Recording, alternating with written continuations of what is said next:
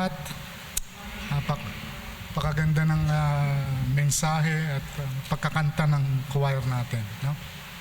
Nagang ang laki na ng pinag-i-improve ng choir natin at dumadami. So salamat sa Panginoon at maraming mga hinihipo ng Diyos na sumali at maibigay ang talento niya para sa Kanya. Okay, ang aking topic na naibigay sa akin ni Pastor ay it's about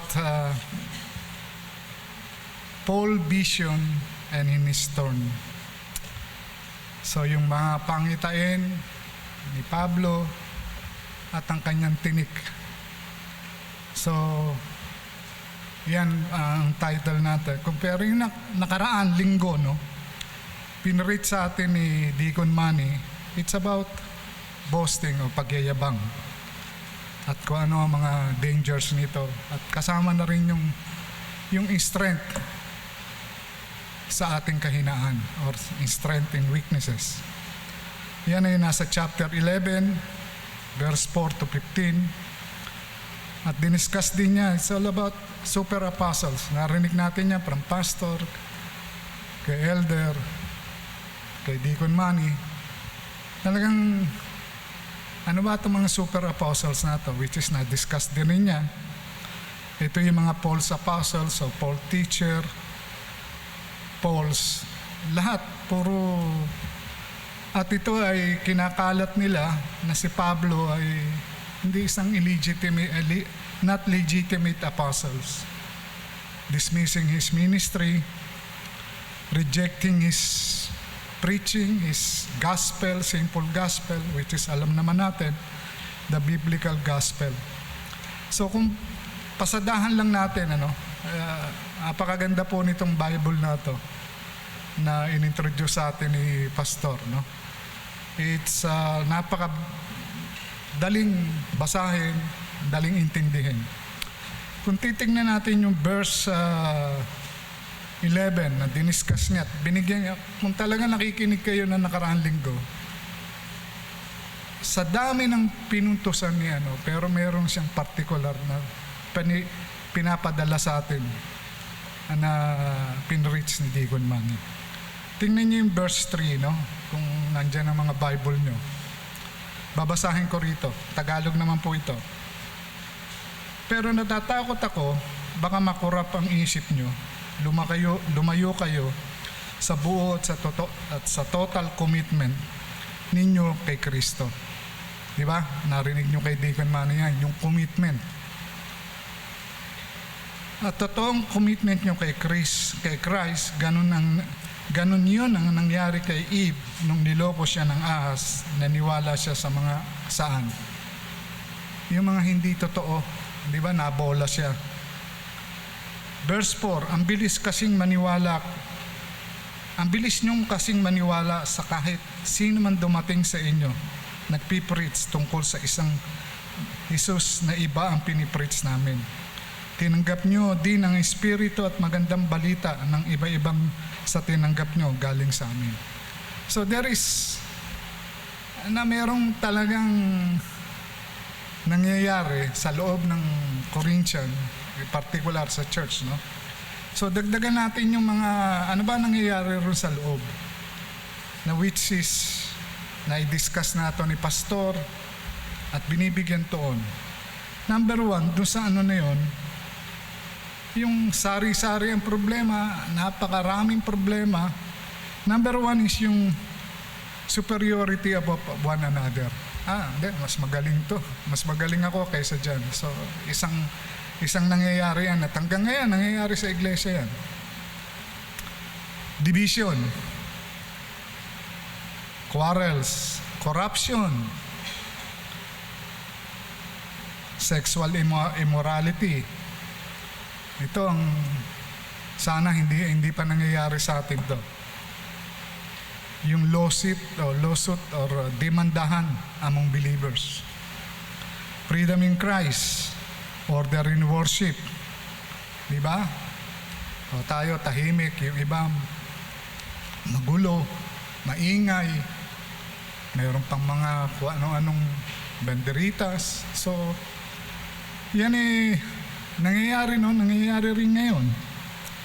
Significance of Lord's Supper. So, nakwento sa amin ni Jeff na ang Lord's Supper ginagawa ron sa inaatenan niya ngayon after 2 years, or kailangan after 2 years na sila ay Lord's Supper. Ang tagal. But sa atin, monthly. Yung iba nga, araw-araw. Di ba? Sa nakikita natin, umating ka lang doon sa church ngayon. May Lord's Supper din. So, right use of the spiritual gifts. Ito matindi. They could not or would not detach themselves from the world. They were bringing the world in the church. Yung makamundong aspeto. Alam nyo na yun. So,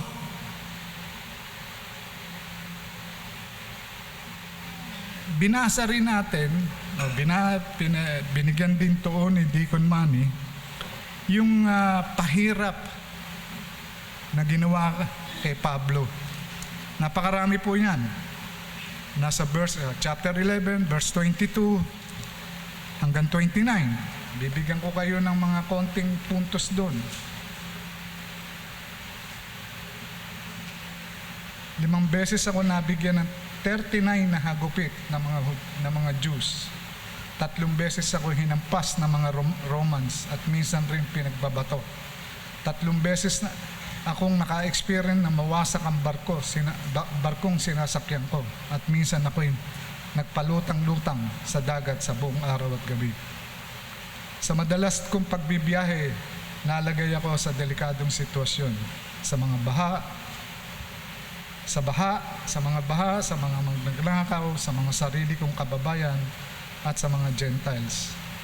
Nakaranas din ako ng danger sa city, sa desert, sa dagat, panganib sa nagpapanggap na kapatid. Verse 27, nagtatrabaho ako at kumakayod, madalas walang tulog, nagugutom ako at nauuhaw, madalas walang makain, matirhan at maisuot. Ito ang mga dinanas niya. Ni isa sa kalingkingan, hindi natin nadadanas to. And yet, pinadama ng Panginoon kay Pablo to. Tayo nga kasi hindi discuss ngayon, it's about thorn in the flesh. Ang tanong doon napakaganda. Lahat ba tayo dapat magkaroon ng thorn in the flesh? Napakagandang tanong. Bakit kailangan magkaroon tayo ng thorn in the flesh? O tinik sa laman? Kung itong nararanasan ni Pablo, ito yung mga thorn in the flesh niya. Ang dami nito. Tayo isa lang. Nagre-reklamo na kaya tayo at mga naririnig natin, no? Binigyan din doon, Deacon Manny ito. Ang dami naman dyan. Bakit ako pa? Ang daming mas deserving. Bakit hindi ako pinalakpas? Pwede namang lakpasan ako. God only knows. Kaya nga binabanggit ito ni Pablo. Pero pag-usapan natin, kasi kung titingnan na natin yung ating topic, no? That is chapter 12. Babasahin ko yung verse 1. Kailangan kong magyabang kahit wala naman akong mapapala. Ikukwento ko pa rin sa inyo ang mga mensaheng pinakita sa akin ng Panginoon, mga vision at revelation. So, nagkaroon ng mga vision before dito sa topic na to na binigay ang Panginoon o pinadala ng Panginoon kay Pablo. Isa-isahin na natin. Nakalagay ba rito yun? Okay. So, number 1. 6 yun, no? 6 na vision na binigay.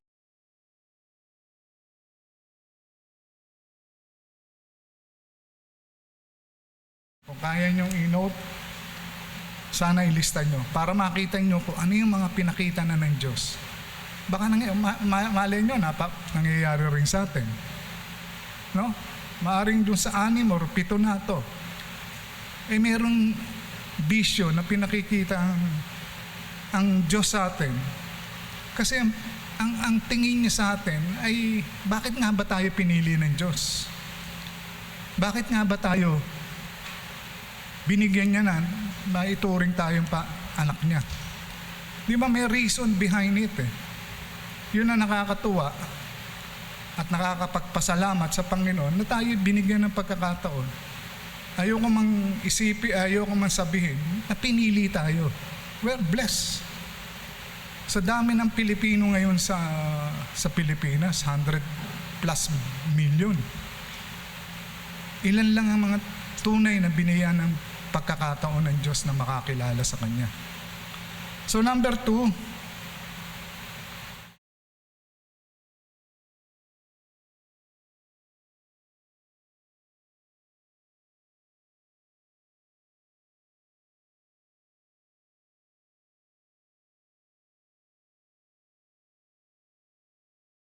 to 21, ito na yung vision na inutos sa kanya na isinesensya sa Gentiles. 5, Acts 23, verse 11. Kailangan magpunta siya ng Rome para mag-testify. Number 6, Acts 27, 23, 24.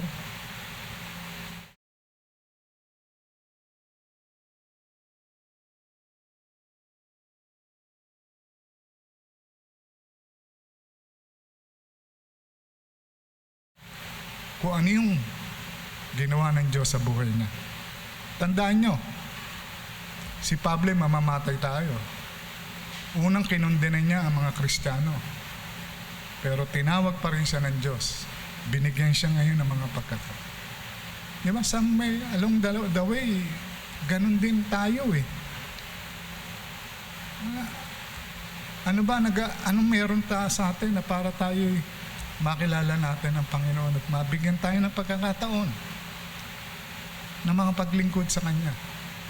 Tandaan nyo, yung last week na nagbigin tuon sa akin ng mensahe ni Deacon Manny, yung commitment. Bakit binibigyan tuon ni Deacon Manny yung commitment natin sa harap?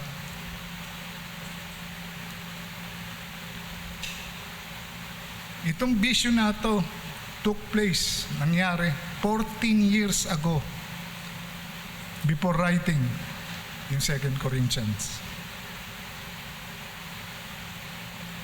He described this amazing, remarkable and his extraordinary spiritual experience by writing about them in third person. Tingnan nyo ang verse 2. 14 years ago, may kilala akong isang Kristiyano na dinala sa pinakamataas na level ng langit. Di ako sure kung kasamang inakyat sa langit yung katawan o espiritu lang. Diyos lamang ang nakakaalam. No? Nauna na yung vision na mapunta sa third heaven. So, masarap discuss itong heaven, na in spite of nakarating siya, hesitant siya to discuss it. Bakit?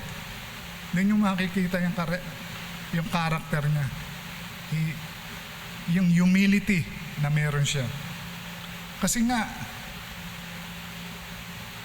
langit ang pinag-uusapan Alam nyo, dapat itong mensahe hahatiin sa dalawa Ano ba meron sa itong vision na meron siya? Ano ang relasyon nito para sa atin? Kasi pinagsama ni Pastor yung tinik sa laman, napakaraming dapat i-discuss doon. Alam nyo, isang kwentuhan lang. Pag naumpisahan na, yung daing. Di ba? Lahat tayo sa isang umpukan, lalo't mga Kristiyano. isisingit at isisingit yung kanyang mga pinagdadaanan. Minsan, kasama nga ako rin nasabi ko, dito lang. Kapatid, thorn in the flesh yan. Bakit?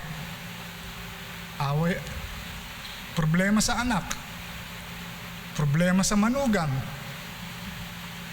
problema niya yung manugang niya, pinoproblema rin niya yung anak niya. Bakit? Siyempre, asawa. Sino dapat nararamdaman ng ina na kinakampihan yung asawa niya, pinagtatanggol? Siya. Ano nararamdaman niya? At sa edad, napag-goodbye na yung edad niya, ganun pa nararamdaman niya. At kung paano siya tratuhin ng manugang, sakit. Kung marinig nyo, talagang sobrang yun naman isa, problema sa anak. Kung kailan daw mga naglakihan, nagkaroon ng asawa, karoon ng problema. So, kaya nga yung thorn in the flesh, ang sarap i-discuss. Ang dapat, miski sa atin ngayon, kung bibigyan ng pagkakataon na lahat tayo, may kanya-kanyang tinik sa laman. Lahat tayo. Ang magandang tanong doon, bakit pinahintulot ng Diyos? Magkaroon tayo ng thorn in the flesh. No? Habang pinag-aaralan ko to, nakikita ko ang sarili ko at dapat mo rin makita ang sarili nyo dahil ito pinagdadaanan natin. Lahat tayo dumaan dito. Walang excuse. Kasi kung hindi mo dumaan ka rito, hindi ka Kristiyano. At walang Kristiyano na puro blessing sa harapan ng Diyos. Kasi tsak makakalimot ka dahil pag ang wala kang problema o wala kang mga tinik na pinagdadaanan. Kanya-kanya hagdanan, kanya-kanyang mga pinagdadaanan. Kanya-kanya yan. Yung maliit, napakalaki sa kanya. Yun naman napakalaki. Kung titignan mo yung tao na yun, parang bakit kayang-kaya niya? No? Kasi simple lang individual Ikaw, kung ano relasyon mo sa Diyos. At kung paano mo tugunin ang problema mo sa harap na pinagkakaloob ng Diyos, doon ka tinitignan niya.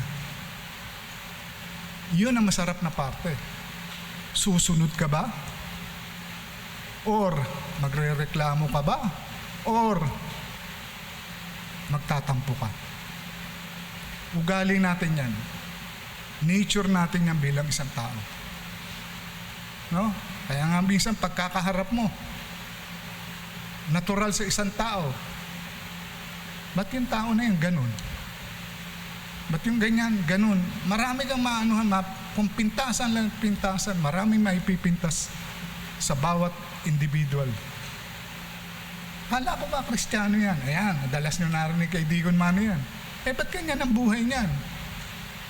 Akala ko ba, di ba miyembro ng yan? Ng MCBC? Bakit ganun? Mga tanong, pero tinatanong mo ba sarili mo? Bakit ka nagaganyan? So, napakasarap sana, no? Kaya lang, kung hanggang maaari, concise lang to in 30 minutes. So, dinidescribe yung caught up in heaven. At dito rin, in verse 3, dinala ang taong ito sa paraiso. Ang sabi ko nga, hindi ako sure kung kasama ang katawan niya o espiritu lamang, Diyos lang ang nakakaalam. So hindi niya ito yung mga lihim, no? Ito yung mga na-vision ni Pablo na hindi niya rin maintindihan kung totoo ba ito, yung bang espiritu lang niya o katawan niya o ito bang nakikita niya. Kasi in verse 4, nakarinig siya doon ng mga bagay na hindi kayang i-describe ng mga salita at hindi pwedeng sabihin kahit sino. Tingnan nyo. Ano yung mga nakita niya? Ano yung narinig niya? Hindi niya pwedeng i-describe ito. Kasi nga, may rason siya. Okay, pag-usapan naman natin yung heaven. Caught up in heaven, caught up in paradise. Heaven mentioned 700 times sa Bible. 700 beses nabanggit ito. From Old Testament to New Testament. Ano ito sa buhay natin? Tingnan niyo yung heaven can repair and can be used to different realms o yung different angulo na para maintindihan mo ano ba tong heaven na to. Number one, yung first heaven. Heaven can refers to the sky where the birds fly and the earth atmosphere, yung clouds. Yun yung una. So kayo na pwede magbasa ron, no? Ipopost dyan na kayo na maglista. Genesis 8:21, Deuteronomy 11:11.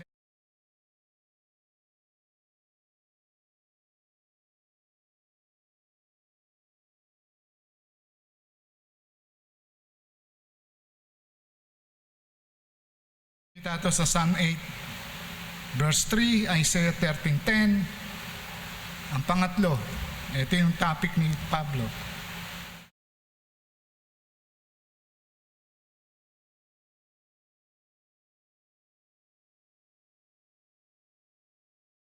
And 14. Isaiah 66:1. Matthew 6, verse 9.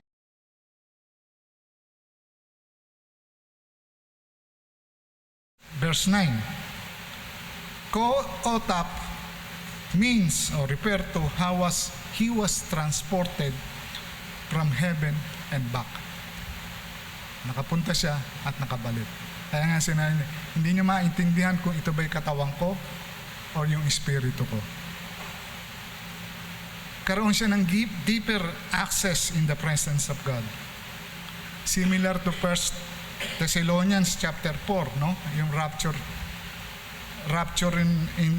in church.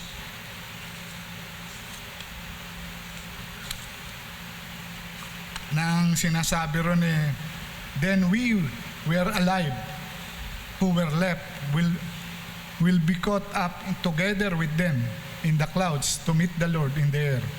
So we will always be with the Lord. Rapture. Ito rin yun. Si Deacon Manny Renata may pinakitang pinikula nun. It's about nawala. Lahat, ang daming nawala. Sa iglesia nangyari yun. Naiwanan yung mga tao. May naiwanan. Nagtingin na sila. Nasaan napunta yung iba? Yun, rapture of the church. Ano para sa atin itong pinag-uusapan natin about heaven?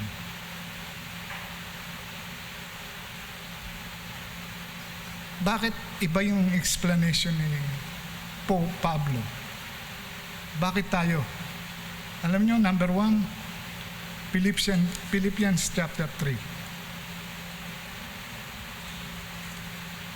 Verse 20. Number 1 reason.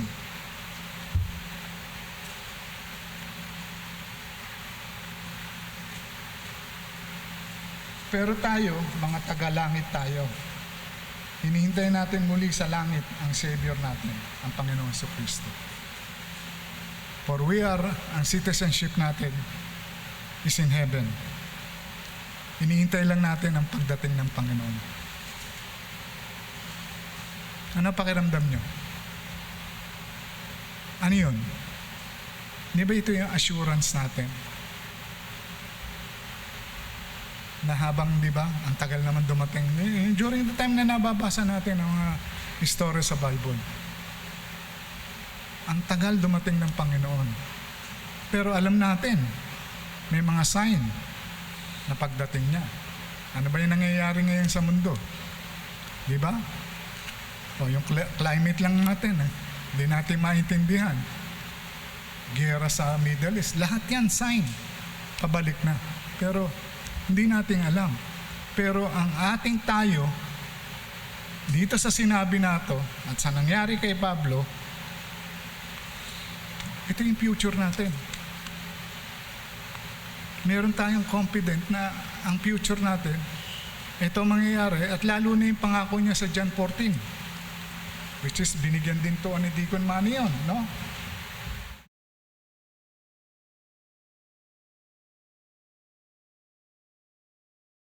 Pag ready na ko na dito, babalik ako para isama ko kayo.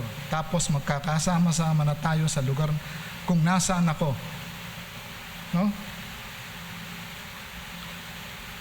Pero ano yung sinasabi niya ron? Sa verse 2, maraming kwarto sa bahay ng tatay ko. Mauuna ako doon para i-ready ko ang lugar nyo.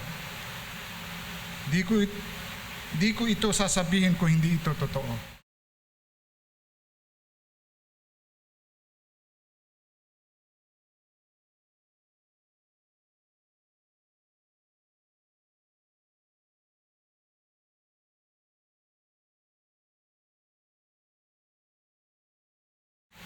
So tingnan nyo, bakit kailangan i-discuss ito?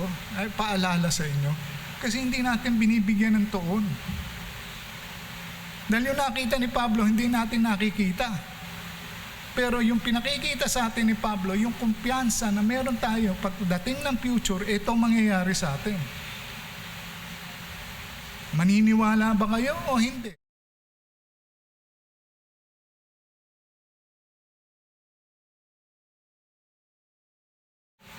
Kasama ko kayo. Tapos, yung sa Corinthians, 2 Corinthians 5 and 8. Pero ano pinapagawa niya sa atin? We walk, live by faith, not by sight. Kaya nga, ito sinasabi ko ngayon. Paano nyo mangyayari ito kung hindi tayo magkakaroon ng pananampalataya? Ang natural sa atin hindi naman ako galing dyan. Kailangan makita ko muna yan kung ano yan. So, yun ang natural ng tao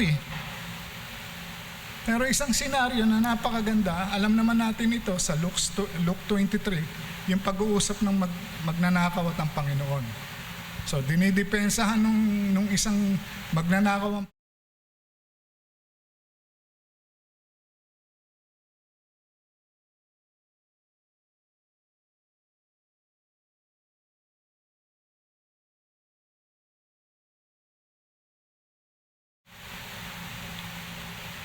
And he said to Jesus, remember me when you...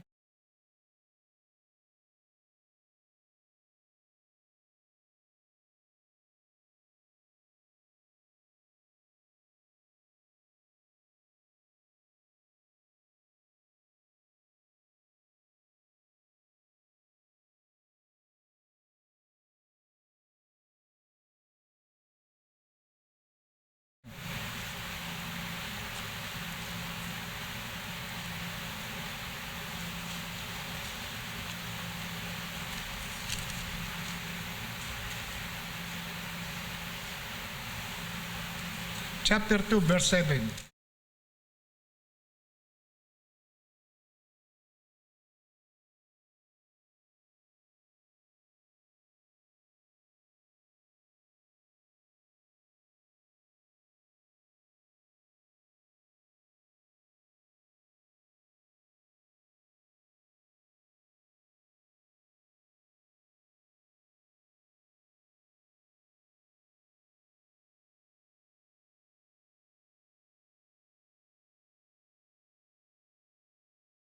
Tree of life. Kasi in English, to the one who conquers.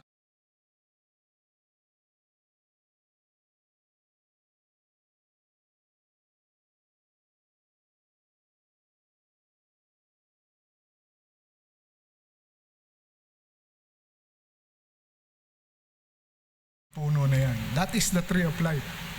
At ano mangyayari sa inyo? Alam natin yung story na yan. Pero this time, binibigyan tayo ng access ngayon na para makita natin yon at malaman natin kung ano ang meron doon. No? Puntahan natin ang Revelation chapter 22.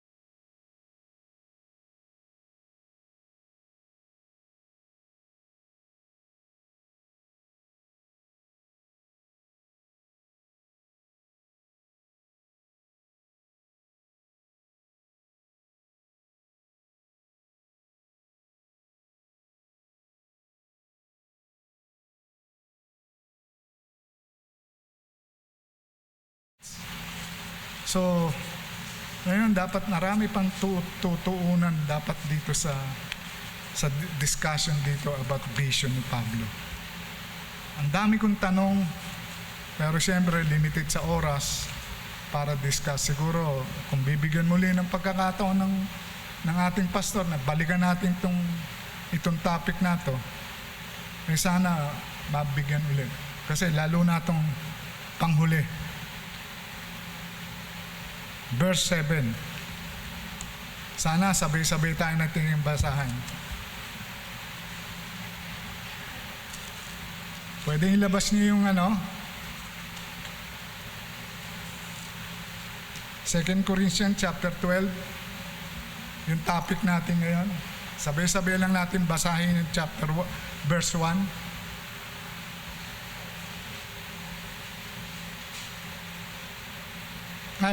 Verse 7 pala.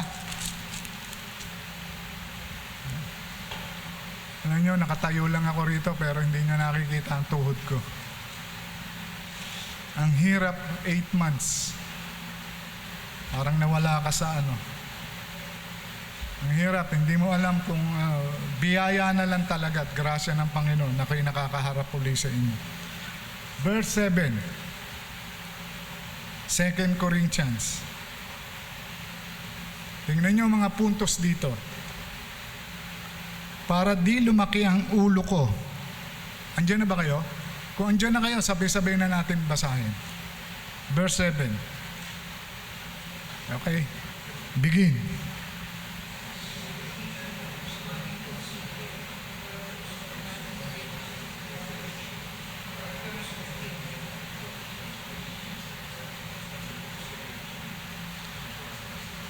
Kaya tingnan nyo, nakatuong kayo dyan ha. At para di lumaki ang ulo ko sa yabang dahil sa mga revelasyon na nakita niya. Ano yung pinupuntos niya rito? Yung pinanggalingan niya, hindi ba yung sinasabi niya sa verse 2 at verse 3. At yung verse 4, hindi niya meron siyang narinig, hindi kaya i-describe ng mga salita at hindi pwedeng sabihin kahit sino. Personal na nangyari sa kanya. Pero kung bibigyan natin to, bakit kailangan bigyan siya ng Tingnan niyo ang salita sa Tagalog, binigyan ako ng pahirap sa katawan. That is torn sa English. Ano point doon? No? Kung andito lang sana yung hindi ba kaya ilagay yon? Yung verse 7 sa Revelation, sa 2 Corinthians. Kasi iba sa Tagalog, iba sa English eh.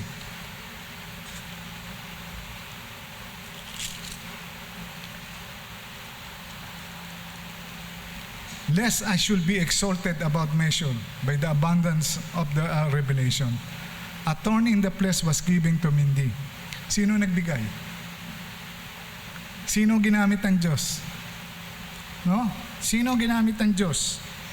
Para hindi siya makapagyan. Nagsilbi itong messenger ni Satan para pahirapan ako at pigilan akong magyabang. Bakit kailangan pahirapan siya? Bakit kailangan maramdaman yan? Yung mga thorn in the flesh na yan. No? Kasi, mga puntos nito na kailangan malaman din natin? Pag wala tayong problema, ano nangyayari sa atin? Relax. Pag maraming blessing, sabi hindi kayo nagyayabang. Nakikita naman sa inaasal at kinikilos nyo eh. Di ba? 2 na sasakyan, pwede pa maging 3. May bahay ng isa, may rest house. Yung mga blessing na yon nakikita in terms of sa pera. Pero in terms of ng physical, ano ang blessing natin? No? Mamaya sasabihin sa inyo. Yung first time nangyari sa akin, at hindi ko sukat akalain. At huwag niyong i-expectin dahil malakas kayo. na hindi pwedeng hindi mangyari sa inyo. Alam nyo, pagka na nagkakaedad, natapik ko rin to sa Ecclesiastes chapter 12. Unti-unti na natin makikita kung ano yung mga nahihirapan tayo. Ngipin, mata, nagmamanifest yan. Yun lang pagtayo, pagbangon sa umaga, ano nararamdaman? Daing after daing. Ganyan ang tao. Lahat tayo. Kaya nga ang description ni Pablo, suffering. Nagdudusa siya. Nahihirapan siya. So, ano ba yung talagang, what exactly was his thorn? And what meaning can we learn from it? No? Number 1, ang sinasabi niya, for being conceited.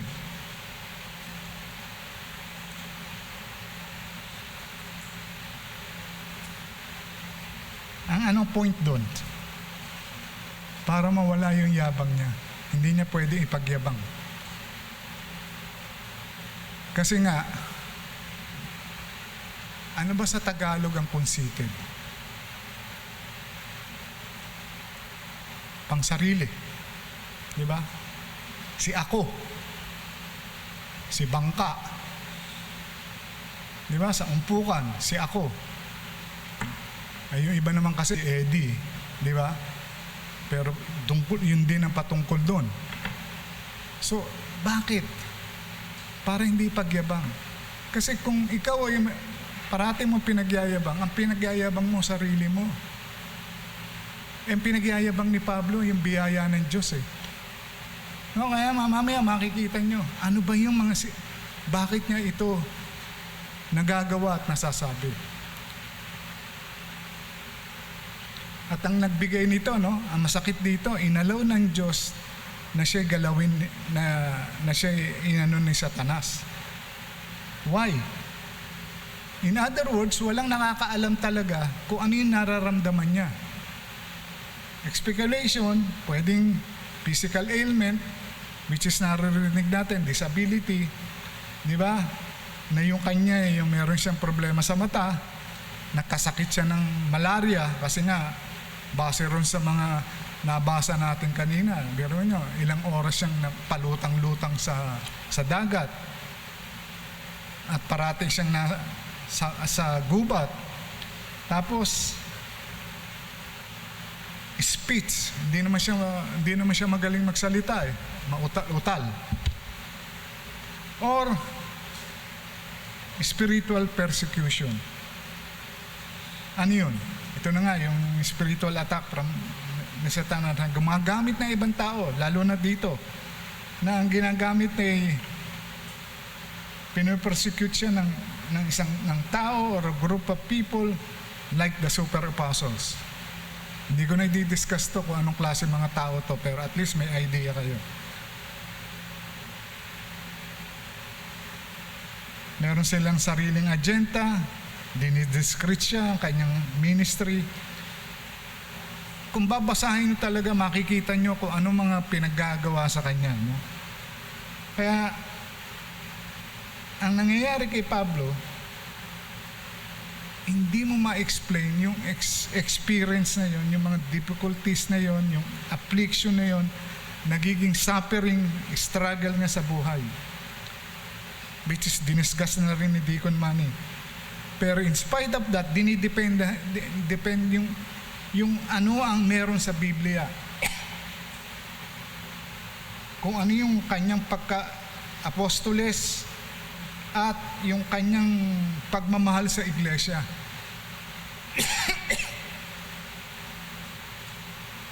Pero tingnan nyo, yung verse, bakit hindi niya maintindihan bakit ayaw alisin ng Diyos. Ang tugon nga ng Diyos sa kanya, tingnan nyo yung verse 8.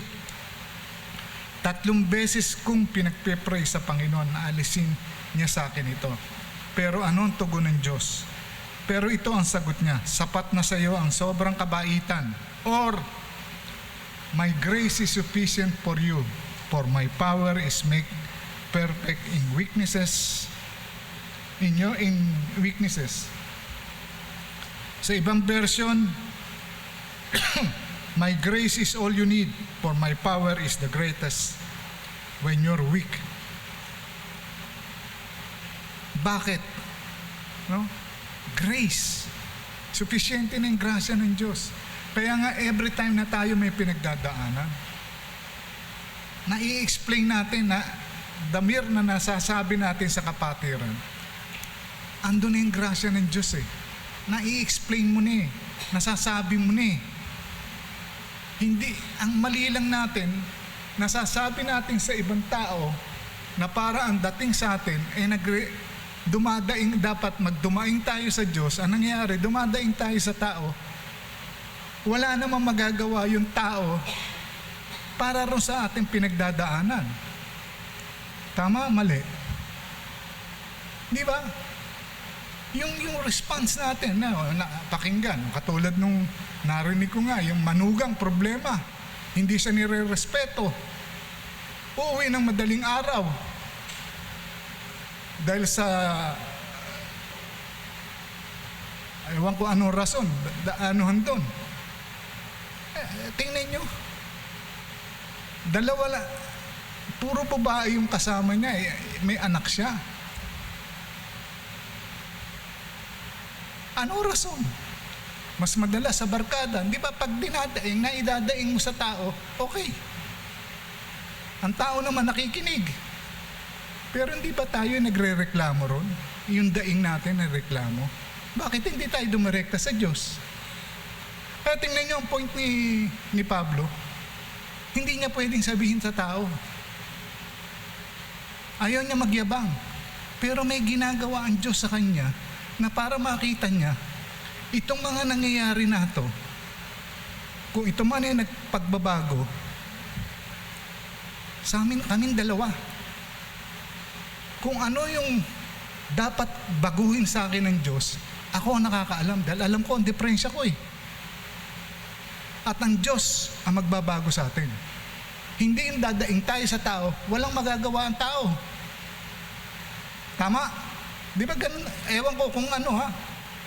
Kasi pagka nakadaing tayo, na-release natin yung pinagdadaanan natin eh. Nakakaluwag sa atin eh. Pero yet, hanggang doon lang, mai-release natin. Pero ang solusyon, wala. Nasabi nyo lang, okay na. Pero hindi ba nag-iintay rin tayo ng solusyon? Tingnan nyo ha. Totoo yan. Ano ang, meron 5 lang ang i-discuss natin na modern day thorn in the flesh. Number 1. Mga example to, no? Pero napakarami nito. Chronic illness. Glenn, di ba? O kami ni Glenn, si Clarice, tingnan nyo naman. Yan ba si Glenn noon? Hindi, di ba? Tingnan nyo yung changes. Si Clarice, tingnan nyo. Changes. Pero bakit si Glenn? Bakit si Clarice? Bakit ako? Ba't kayo hindi? Ganon ang tao eh. Nakikita natin yung dapat meron din sila. Cancer. Problema ngayon, di ba? Mga diseases. Ano sumunod? Ito, napakarami. At may findings dito ata nung COVID. Grabe ang nangyari rito. This is talaga may statistics dito. Mental illness. No? Anxiety, depression, that leads to disorder, behavioral or emotional. Di ba? Yung iba nagpapakamatay pa. Kasi hindi iba yung nararamdaman niya. Nadadala siya ng emosyon, nadadala siya ng... Ang tanong nga niya sa sarili niya, bakit ba nangyayari ito? Konting ano lang, nag-aalala na ako. Konting ganito. nape-pressure na. Yung iba nga, ewan ko yung talagang nanginginig. Talagang hindi niya makaya.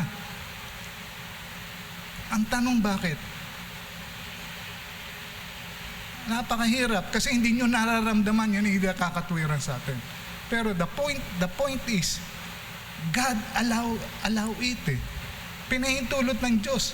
So kung ano man yung pinagdadaanan mo, ibalik mo sa Diyos. Kasi yun ang pagkukulang mo. Dahil alam ng Diyos ang nangyayari sa iyo, dapat Diyos din ang tutugon, ang solusyon nasa Kanya rin. Tama o mali? Okay, sumunod. Relasyon.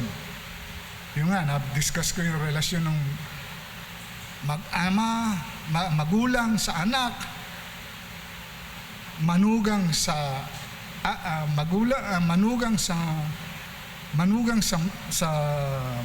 biyenan. Ano pa mga relasyon? Usong-uso ngayon yung live-in,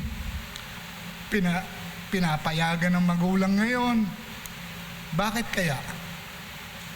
At kung hindi magkasundo, nagkaroon ng anak, naghiwalay, parang baliwala. Yan na nangyayari ngayon. Bakit dumating siya rin sa relasyon na yun na pumayag siya? Alam naman niyang pinagbabawal yan. Alam niyang, lalo na agrabyado ang babae ron. Ang lalaki hindi naman nabubuntis. Pagkatapos na, makinig lang kayo kay Tulpo. Ano puro reklamo? Kulang sa sustento, ginugulpe. All kinds of nangyayari ngayon. Why? Hindi tama ang relasyon sa Diyos. Kasi kung tama ang relasyon mo sa Diyos, bibigyan ng solusyon ng Diyos kung ano man yung pinagdadaanan. I've been there, mga kapatid. Bibigyan ko tunin yung disability, buhay mag-asawa, napakarami niyan. Napakadali maghiwalay ngayon. O, hiwalay tayo. Sige. Mababalitaan mo na lang, kanya-kanyang panibagong asawa. It's a society na talagang pabaksak ang society natin. Unfulfilled desire. Yung pangarap ko hindi nangyari. Ayun, nagtatampo na sa Diyos. Communication issue. Marami pa. Pero ito ang lima na modern day thorn on the flesh, which is napakarami nito. Ngayon, tingnan natin yung mga rason God allows thorn in the flesh. Number 1, to keep us humble. Pride will destroy us. Proverbs 16:18. Ang nagyayabang, sure na mawawasak. Ang nagmamataas, sure na babaksak. James 14:6. God resists the proud but gives grace to the humble. Tingnan nyo, ano ang binibigay ng Diyos doon sa nagpapakumbaba? Yung tumatawag sa Kanya, yung lumalapit sa Kanya, yung dumudulog.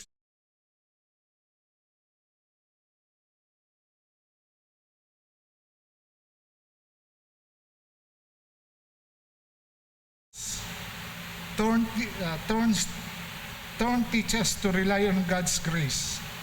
Yun nga sinasabi ng Scripture, my grace is sufficient for you, or my grace is all you need. For my power is greatest when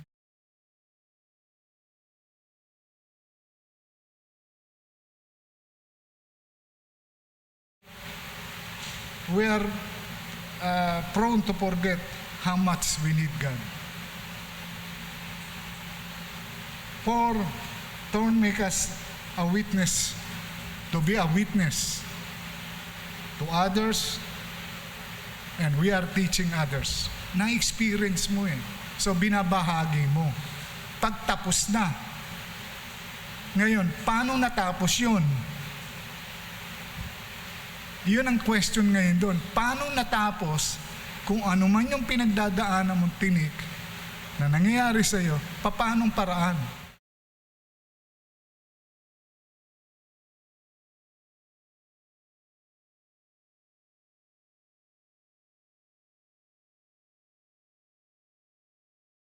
Madami kasi mali.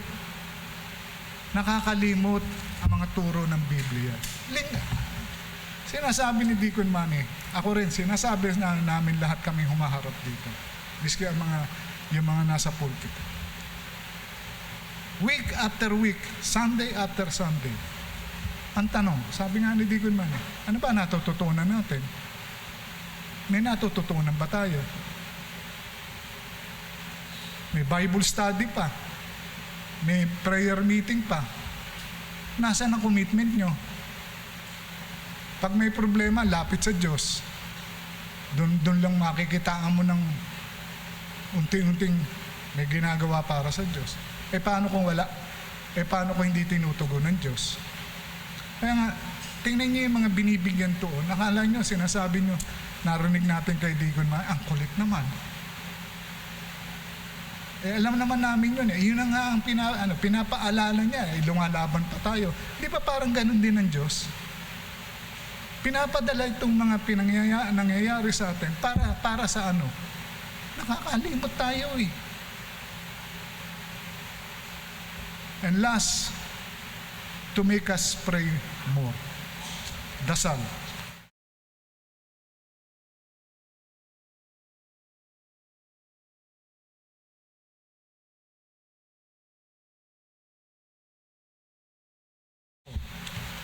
Alam niyo naman ang nangyari sa buhay ko, no? Na-hospital ako for 2 weeks. It's a thorn in the flesh. Napakahirap. Dusa. Talagang magsasuffer ka. Sa hospital lang, doon lang kwarto, magsasuffer ka na eh. From morning, in the rest of 24 hours, bibisitahin ka, gigisingin ka, may itetest sa'yo, may ganito, may ganyan.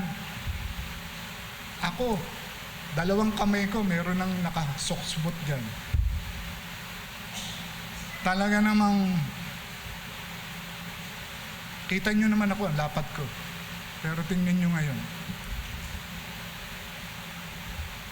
Almost 10 pounds na nawawala sa akin. And still, kailangan pumayat pa ako.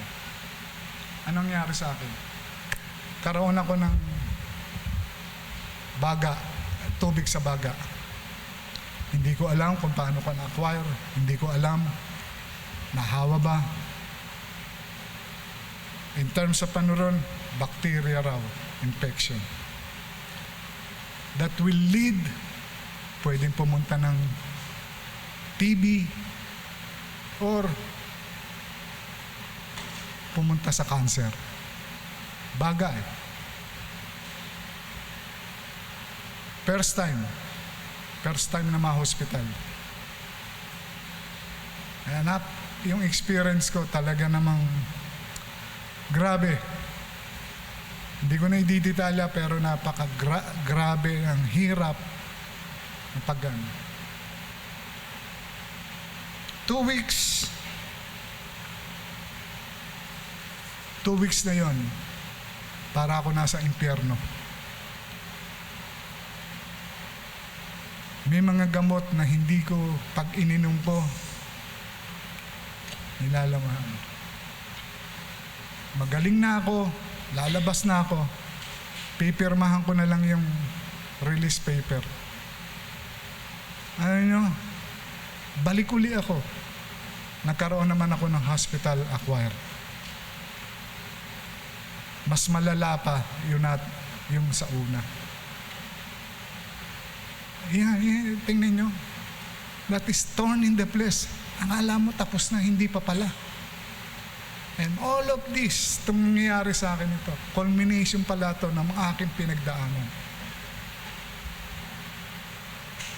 Alam nyo, testimonya ko, for 40 years, more than 40 years, I've been in the business. SM. Lahat na ata ng calamity, napagdaanan ko na. And I survive. Pati itong COVID, grabe na to. COVID lang ang nagpasara sa SM. At maraming mga negosyo pa. So, ang series of ano yun, I survive. May 31 stores kayo, 60 plus ang tauhan nyo. Paano nyo pasosweldohin? Multiply nyo na lang ng dalawa yan o ng tatlo. Sa inyo aasa yan. Ayan, testigo si Norbin. Ano yung mga na-survive namin? OFW yan. Dito sa atin, may pamilya niya nasa Bisaya. Pero na-survive. Kapatiran din ang tumulong sa kanya para magkaroon. Dahil sarado kami, ibang trabaho ang pinasok niya. Provision ng Panginoon. Ano pa nangyari sa akin?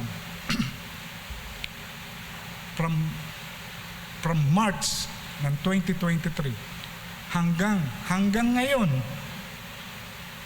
yung benta hindi sumasapat sa gastos. Nag-aabono kami. Hanggang ngayon. Tingnan niyo yung mukha ng asawa ko. Pagdating ng end of the month, tingnan niyo yung mukha niya, hindi maipinta. Hindi niya alam kung saan magkukuha ng provision. Pero God is so good. Pinoprovide pa rin. Pinoprovide pa rin. Yung gastos ko sa ospital, hindi biro-biro. Ang tanong nga, at then I praise God, nabuo kami ron yung dalawang anak ng babae, yung isa nasa Vietnam, bumalik para bantayan ako. And I praise God. May dumating na saan kukunin natin yung pambabayad sa inyo? Pangalaki. Tingnan nyo ang Diyos. May pinaalala sa amin. Investment. Na hindi namin binibigyan ng tuon, hindi namin inanuhan, pinaalala. Kinuha namin. Binalik namin. Tingnan yung mga galaw ng Diyos. Ano ba sumunod? Nagdudusa ako ngayon. Hanggang yung gamot ko, 12 yan. 12 sa isang araw na kailangan inumin ko. May 5 ron na pinahihirapan ako. Hindi mawala yung acid ko. Kasi kung hindi ko naman iinumin, hindi magagamot ang baga ko. Talagang ngayon lang, tinigil ko lang yung gamot nung para ako'y makalma. Napakahirap mga kapatid sa mga pinagdadaanan ko. Pero God is so good. God is so good. Na-survive ko. Ano moral lesson? Lord, 40 years na ako nasa negosyo na to. Hindi naman ako nag-aambisyon ng ganito o ganyan. Simple lang. Maliit lang, tama na. Maligaya na kaming mag-asawa. Pero hindi. Meron pa rin kulang, nagkukulang. Ako, lalo na ako. Siya. Number 1, dumating ang problema. Nag-alala. Nadamay ako. Sa tagal naming pagninegosyo, doon ko lang nakitang umiyak yan. Kasi hindi niya alam kung saan kukunin eh. Hindi niya alam talaga. Miski ako. Na-exhaust ko na lahat ng na pwedeng Dumating kami sa na sabi niya, ibenta na natin yan. And which is, nabanggit ko kay Deacon namin. Pero ibang plano ng Diyos. Yung isip ng tao, hindi mo pwedeng pilitin o ibigay sa Diyos na ay pinapray na yun ang plano niya. Hindi pwede yun. Kasi total, ang katwiran ko naman, God is so good. Maayos na yung 2 anak ko. Naghihintay na lang ako ng ano. Pwede na akong mamahinga. No? Magretiro na ako. 2 retiro ng talagang nakadiretso yung paa ko. Wala na akong gusto mo pang ipruweba. Lahat. Kung ano man ang meron ako ngayon, kung ano ang tinatamas ako noon, hanggang ngayon, lahat yan galing sa Diyos. Kaya, Lord, kota na ako. Kung it's about time to let it go, willing and able ako. Pero, Lord, huwag naman may problema ka na sa negosyo mo. May problema pa ka sa katawan mo. Double whammy. Ang hirap mga kapatid. Dinalaw ako ni pastor. Imbis na maano ko, nangangatwiran ako kay pastor. Alam ni pastor yun, testigo sila. Kaya, tingnan nyo yung attitude ko dito sa pinagdadaanan ko. Kaya, pero sa ngayon, no? Napakabuti ng Diyos. Our God is a God of solution. A God who provides. A God of changes. Lahat. Tingnan nyo. 40 years ka. Old school na yung pagpapatakbo namin. And I praise God. Yung mga anak ko, lalo na yung panganay ko, sinalba kami. In what way? Yung pagpapatakbo uli. Yan nga sabi niya, modern na ngayon. Old school, digital na ngayon. Yung system, bago na. Kailangan umadapt na tayo kung ano yung nangyayari ngayon sa mundo. So sumaklolo ang anak ko, tinuruan ako, binuhay uli ang negosyo, which is ngayon. Nag-i-smooth na. Nagbago kami ng mga presyo dahil doon kami nagkulang. Ugaling malinga, yung ugaling inchik ba, kinukuha lang sa dami. Ang tubo ay napaka-manipis. Hindi na pwede yun sa ngayon. Kasi ang laki ng kinukuha ng share ng Shumart sa amin. Ano pa solusyon? Ipag-usap kami sa SM, kasama ko ang anak ko. Sinabi ko, siya na magte-take over. Bagong stock, bagong presyo, unti-unti. We're getting there. Yung pag-changes, binabago. Pero yung problema, andun pa rin. Hindi pa rin nakakaluwag kami. Andun pa rin. Andun pa rin yung provision ng Diyos. Tinuturo sa amin kung sino yung mga taong tutulong sa amin. Yan ang kabutihan eh. Yan ang kasarapan eh. Pag sinuko mo na sa Diyos, Diyos, take over. Hindi na namin kaya to. And imagine nyo, napakalaki ng utang ko namin before the pandemic, during the pandemic. That is millions, double, nabayaran namin yung utang na yon. Bakit? Grace ng Diyos. Lahat nga, grasya ng Diyos. Yung mga solusyon, grasya ng Diyos. Hindi natin kakayanin ito. Kaya nga sabi ng scripture, my grace is sufficient. For when you are weak, then you will be strong. Panghawakan natin yan. Kung meron kayong mga pinagdadaanan ngayon, huwag niyong suluhin. Bigayin niyo sa Diyos. Ang solusyon nasa Diyos. Ako hindi ko alam, pero ang attitude ko ngayon para akong kabayo na kaganyan. Ang focus ko sa Panginoon. And I tell you, mga kapatid, Wisdom after wisdom, discernment after discernment. Tugon.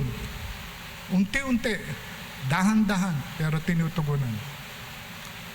Tumutugon ng Diyos, hindi siya nagpapabaya.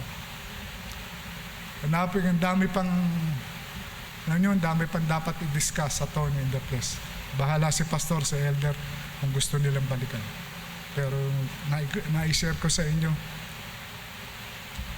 ito nangyayari ngayon. And still, hearing nyo, 71 years old, first time na sa hospital. 71 years old, ngayon lang nakain. For 40 years sa negosyo. Grabe pinagdaanan. Alam ng Diyos. Kung bakit pinahintulot na ng Diyos, alam niya. Binabago ko ng Diyos. For His glory. For His honor. Dahil apart from that, we cannot do nothing. Let's pray. Lord, salamat po sa pagkakataon muli na makapag-share ng inyong salita. Kayo po mapuri sa lahat ng aspeto ng buhay namin bilang sambanan ng palataya. Pinupuri ka namin, pinapasalamatan ka namin sa lahat ng ginagawa. Kung ano man ang mga pagkukulang namin, Panginoon, hinihingi namin sa inyo. Kung ano man ang pinagdadaanan namin ngayon, Diyos, punuan niyo po kami ng grasya niyo. Paramdam niyo po sa amin, nakasama namin kayo sa mga pinagdadaanan. In Jesus' mighty name.